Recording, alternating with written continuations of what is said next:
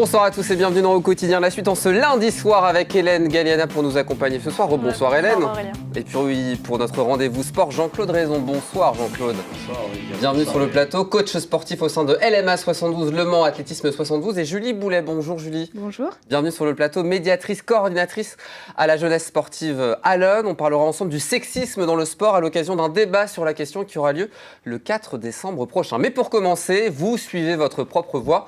Le tram aussi, voilà le slogan lancé il y a quelques semaines dans la ville du Mans et la métropole pour une campagne de communication qui vise à sensibiliser les piétons, les cyclistes et autres utilisateurs de trottinettes aux risques encourus en traversant et circulant sur les voies du tramway. L'objectif est de rappeler qu'il faut faire attention. En effet, l'automne est bien là, la nuit tombe de plus en plus tôt. Il faut donc, chers amis, redoubler de vigilance pour éviter des accidents qui malheureusement se multiplient ces dernières semaines. Pour votre information au Mans, il est interdit de circuler sur les voies du tramway, quel que soit son véhicule, à une exception près. Est-ce que vous savez laquelle c'est ? Hélène, vous savez ? Sur les voies où c'est autorisé. Oui. Gambetta, je Voilà. crois. C'est pour ça que j'ai... C'est une ligne droite d'1 Gambetta, kilomètre où on du peut. coup on a le droit de circuler. Mais on fait attention parce qu'il y a des gorges de rails, donc on essaie de... on évite Ça de glisse tomber un dedans. peu, Ça faut peut pas être non plus... aussi très dangereux. Chers amis, à présent on va parler évidemment du sexisme dans le sport à l'occasion d'un débat sur la question. Ça aura lieu le 4 décembre prochain à la Maison des Arts Paul Fort d'Allonne. D'abord quelques chiffres concrets concernant le déséquilibre entre hommes et femmes dans le sport. Une seule femme présidente parmi les 38 fédérations olympiques et paralympiques et 12 femmes directrices techniques nationales seulement parmi les 70 directeurs techniques nationaux. Il y a un vrai problème aujourd'hui de parité entre hommes et femmes dans le sport, Julie ? Tout à fait. Non, moi, ce que je peux en dire, c'est que oui, tout à fait, il y a un gros manque de paritisme, excusez-moi, dans le sport. Moi, je le vois bien, moi, au sein de ma section. On a des bénévoles, on a 17 sections au sein de la jeunesse sportive d'Allonne, et la plupart, c'est des encadrants masculins, pas féminins. Donc voilà, on a aussi des jeunes. On a à peu près 492 garçons licenciés pour 302 filles. Donc vraiment, il y a quand même un sacré écart. Voilà. Jean-Claude, est-ce que tu as vu une évolution, toi, en tant que coach sportif dans un club comme LMA 72 ? Est-ce qu'aujourd'hui, il y a une parité qui est en train de s'établir petit à petit ? On voit qu'il y a une volonté, notamment avec Paris 2024, un objectif précis. Titre d'une campagne, c'est Paris 2024, des Jeux 100% paritaires, c'est l'objectif pour 2024. Est-ce que ça évolue aussi dans les sections, les clubs et les associations sartois ? Alors, nous, au LMA 72, c'est pas trop le problème parce que c'est vrai que on a beaucoup de féminines, notamment chez les ronneuses. Et puis, l'activité marche nordique est quand même plus féminin que masculin. Donc, on ne voit pas trop le problème, mais c'est vrai que quand Julie m'a contacté, j'étais vraiment content parce que ça, c'est un thème qui me chagrine depuis longtemps, la parité entre femmes et hommes.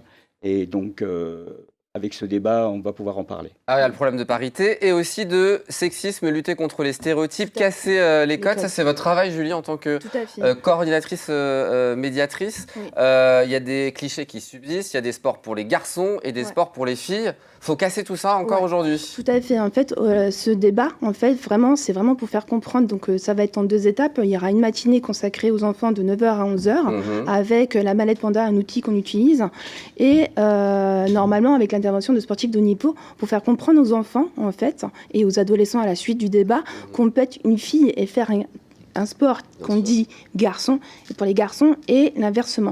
Donc voilà, c'est vraiment casser les codes et que aussi en même temps de faire montrer aussi qu'on peut être un garçon et faire loin dans l'handicap, dû à l'handicap et dans le sport.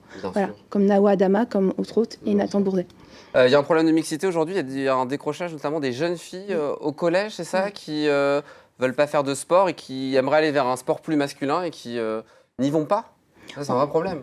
Donc en fait, j'ai fait un sondage. Je suis partie un peu sur le terrain dans le cadre et je voulais échanger avec elles. Et en fait, le fait aussi que j'ai pas mal de jeunes filles qui voudraient faire des sports des sports, comment on dit, foot, hand, etc.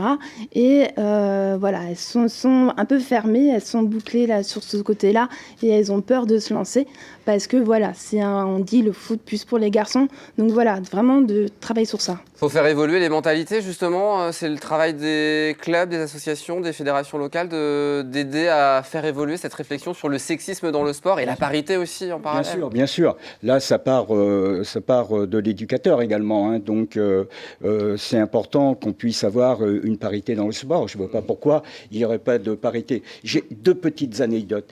La première femme qui a couru le marathon, c'était en 1986. Ça veut dire que c'est pas vieux, 1986.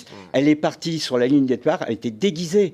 Et elle a fini, bon, elle a enlevé son déguisement. Et les juges arbitres qui étaient à l'arrivée l'ont stoppée avant la ligne d'arrivée. Il a fallu que ce soit les coureurs qui se fâchent pour qu'elle puisse franchir la ligne d'arrivée.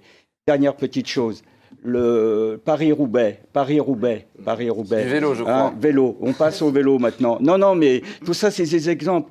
Eh bien, la grille de prix. Le garçon, il a gagné 30 fois plus que la première féminine. Alors après, on me dit oui, mais en argument, c'est que le garçon avait 251 km à faire et les filles n'avaient que 120. Mais non, ça marche pas, ça. Ces questions qui seront discutées, débattues samedi 4 décembre prochain, Julie. Oui, on aura 4 intervenants. On aura Nicole Abar, qui justement a un très beau parcours. Elle a travaillé entre autres avec l'ancienne Première ministre Nadja Belkacem. Elle a été ancienne footballeuse professionnelle, elle fait partie de l'équipe de France et elle fait la méthode ABCD dans les écoles. Donc elle connaît vraiment son sujet, elle se bat dans ce domaine-là. On aura aussi le directeur de l'UNSS, Monsieur Cédric Ayer, une sociologue dans le sport et on espère, et je suis en train de faire une personne des Paralympiques. Comment on fait si on veut participer le 4 décembre prochain à la Maison des Arts Paul Fort d'Allonne? On peut s'inscrire, c'est gratuit? C'est gratuit et il n'y a pas d'inscription. D'accord. Les gens arriveront, voilà, comme cela. 10h15, midi. Oui. C'est les horaires qu'on m'a donnés, c'est ça pour toutes les informations. Tu fais du sport et du vélo, Jean-Claude, toujours? Je fais du sport. Du vélo notamment? T'es fort en vélo, non? Je voulais te montrer une petite image qui s'est passée à la Foire du Mans. On a fait, on a fait un petit défi vélo avec Jean-Claude. Et je l'ai battu, chers amis. Oui, c'est vrai. Voilà, regardez ces quelques images, un petit souvenir. Mais je prendrai ma revanche. Il va falloir s'entraîner un petit peu quand même. Hein. Oui, ne t'inquiète pas, je prendrai ma revanche. Voilà, ces quelques images, c'est un très bon souvenir. Tu as animé justement le stand départemental. Je suis très content que Julie m'ait fait appel à moi pour animer ce débat sur le sexisme. Évidemment, puisque tu animeras, je ne l'ai pas dit, mais voilà. Tu animeras évidemment cette matinée. Merci beaucoup à vous deux d'être venus sur le plateau. On va parler du programme qui vous attend dans quelques instants. 72 sports proposés par Antoine Besson et Amoun Chamsounine. On parlera notamment de l'entente Le Mans, Conneré, Vibresse et du handball. Et puis on parlera aussi de Lucas Lupi, du club des ninjas qui vient de gagner un tournoi de...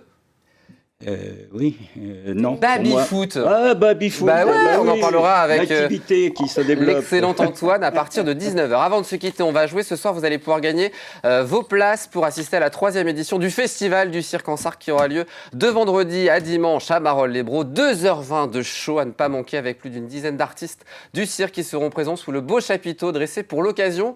Il faut répondre à la question du jour si vous voulez évidemment gagner vos 2 places. Oh, quelle est dure. Où se déroule le Festival du Cirque en Sarthe? Alors, réponse A, Marolles-les-Braud. Réponse B, Roux-Pérou-le-Coquet. Bon, voilà. Et D, la réponse D. On peut embrasser les habitants de Marolles-les-Braud et de Roux-Pérou-le-Coquet qui nous regardent très nombreux chaque soir. Pour répondre, Hélène? Alors, pour répondre, vous ne m'avez pas donné l'info, mais vous envoyez jeu à lmtv.fr. Je devrais le savoir au bout d'un moment à force de faire. Je suis méchant, je ne vous ai pas préparé à ça. Bonne chance à vous. Oui, vous êtes parfaite, Hélène, vous le savez. Et c'est un plaisir de vous retrouver régulièrement pour cette quotidienne. Très bonne soirée. À tous, à demain pour de nouvelles aventures. Dans un instant, Antoine Besson pour 72 Sports. Ciao.